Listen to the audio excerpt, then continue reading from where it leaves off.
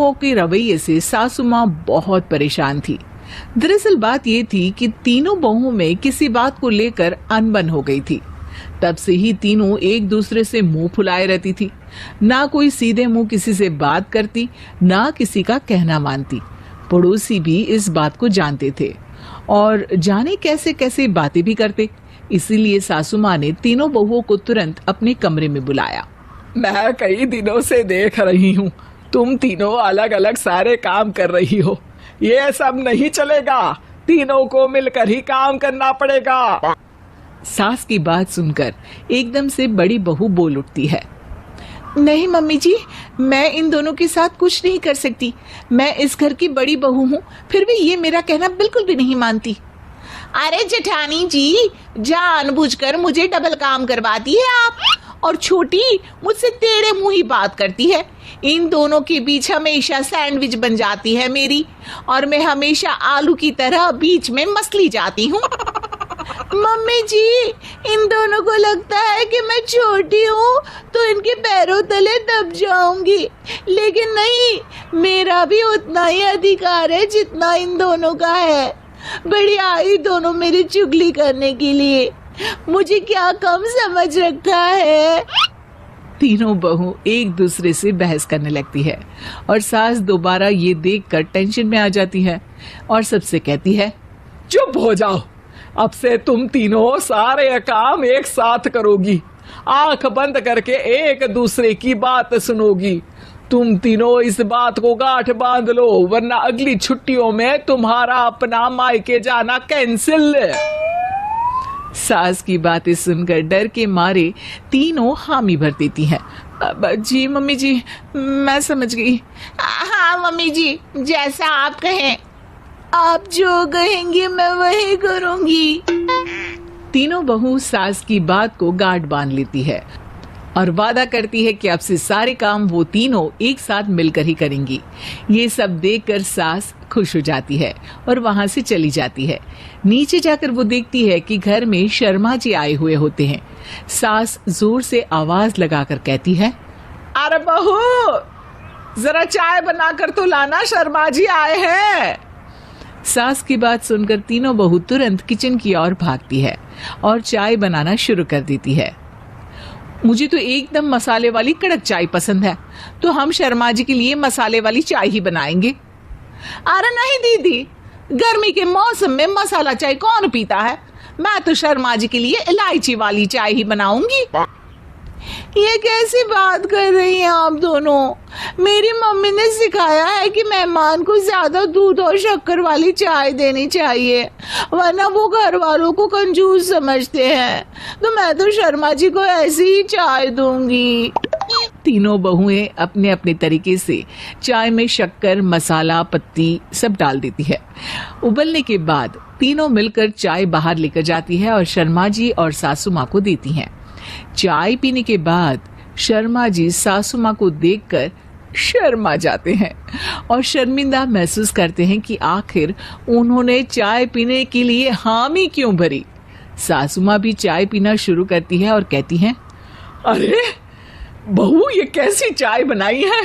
चाय है या मीठे दूध की बासुंदी? हाँ, चाय अच्छी नहीं लगी क्या?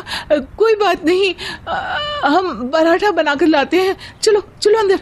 हाँ हाँ चलो, हाँ आती हूँ मैं भी। नहीं नहीं, मेरा पेट चाय ने ही चौपट कर दिया, वही काफी है। पराठे से पोपट नहीं करवाना, मैं तो चलता हूँ। शर्मा जी चुपचाप पतली गली से निकल जाते हैं। अगले दिन सास बहुओं से कहती है, अरे बहू, जाओ जाके ऊपर के गेस्ट हाउस की सफाई कर दो। कल हमारे यहाँ मेरे दूर के रिश्तेदार आने वाले हैं, तो पूरे कमरे को चमका देना, समझी? तीनों बहू सास की बात को मानकर ऊपर सफाई करने चली जाती हैं और तीनों कमरे की सफाई चालू कर देती है।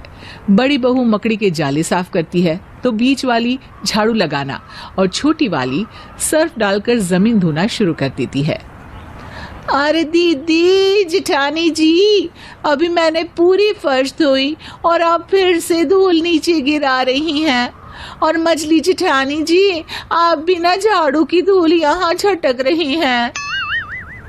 अरे तीनों को साफ करना है, एक साथ सफाई करते हैं ना। अरे वही तो, हम साथ साथ हैं, घर साफ साफ है। तीनों बहू ऐसे ही काम में उलझ जाती है और 2 घंटे तक एक ही कमरे की सफाई करती रहती है।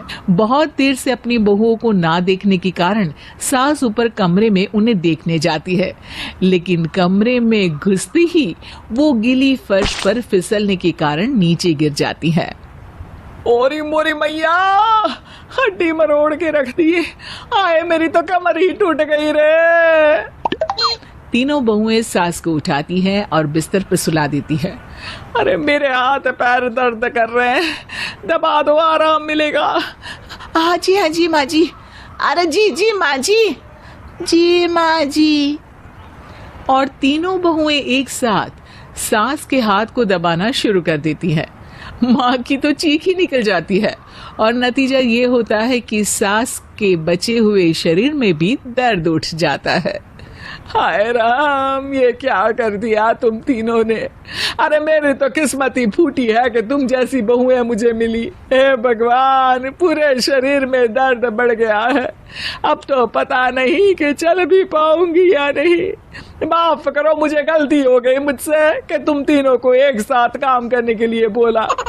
सोचा था तीनों मिलके अच्छे से काम करेगी, लेकिन बड़े बुजुर्ग सही कहते थे कि 3 तिगाड़ा काम बिगाड़ा। तुम लोगों ने ये बात ना आज साबित करके दिखा दी। तुम तीनों को तो समझाना यानी मानो भैंस के आगे भी न बजाना है। तुम्हें अकेले अकेले काम करना है ना, तो अब से तुम अकेले ही अपना अपना काम करो। तीनों बहुएं वहां से जाने लगती है। अरे कहाँ जा रही हो? आप ही ने तो कहा कि अपना अपना काम करो, तो मुझे मुल्तानी मिट्टी लगानी है। अरे मुझे भी तो नेल पॉलिश लगानी है। मुझे ना मेहंदी लगानी है। सास अपना सर पीट लेती है और कहती है, अरे मुझे भी लगाना है कुछ। क्या माँ जी? क्या माँ जी? क्या माँ जी? तुम्हारे घर वालों को फोन तुम्हारी हरकतें बताने के लिए।